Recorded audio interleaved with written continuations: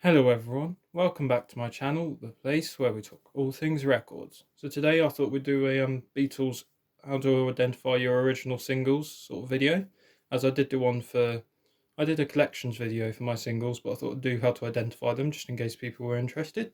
So first off, just right off the bat, with Love Me Do and Please Please Me, there were the red label sort of 45 pressings. Now I don't have any originals because they are fairly expensive and quite hard to come by, but got this 80s reissue here, and it is in mono of course, but this I can show you the basic design of the label with this one because it's pretty much a copy except for a few small things.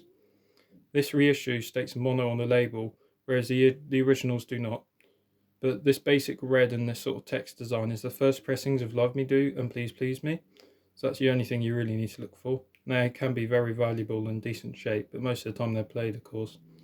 So that's sort of really early Parlophone for the Beatles. If I put this out of the way, this is a copy of She Loves You, and as I said at the start, there are many text sort of font variations and all that, but the basic information is quite easy to follow. If I just move that back into the centre there.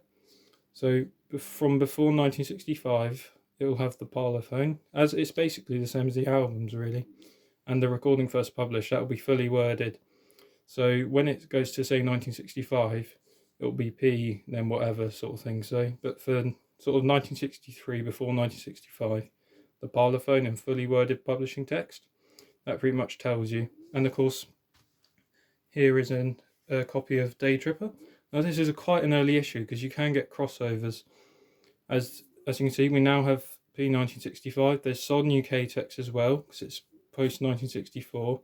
But this one has the Parlophone room text, which means it's a very early copy, as it sort of was during that changeover period. And the stampers are actually quite early as well. And it's the same on this side. We can work it out. Southern UK, P 1965 and the Parlophone. Now, if we move on to a copy of Lady Madonna, this has the differences. I mean, there is a bit of label damage, but we can still sort of see the main differences. Now it's the gramophone, because that changed. That is what it changed to in 1965. But as you can see here, it's P 1968 because it's post 1965. Has sold in the UK, and that is pretty much the only sort of differences you need to know. It's basically the same in the albums really. So the Parlophone code is like 1962 to 1960 sort of 5-ish, and then the P 1965 was the changeover in 1965. So if it's got that, then it's sort of post 1965. And then Southern UK, of course, it's 1964 to 1969-ish. So we'll do the Apple label ones, but in a separate video, a sort of a part 2 maybe. So I'll just show you that sort of first version again on She Loves You. And of course, that's the other thing I mentioned. I've mentioned the Southern UK, but as you can see on this one, because it's from 1963, it doesn't have that yet. So not on side 1, it's got a name there, Trish, but not on side 2 either.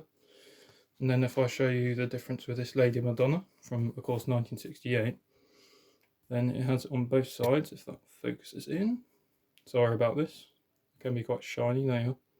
And of course, the push out and solid centers do vary quite a bit, especially on the Apple ones, but that's about it really, to be honest. It's quite a lot simpler than it may seem. As I said, there are many sort of label variations and matrices and that, but the basic information on the labels is pretty much the same. So hopefully you enjoyed seeing some of those differences, and thank you for watching.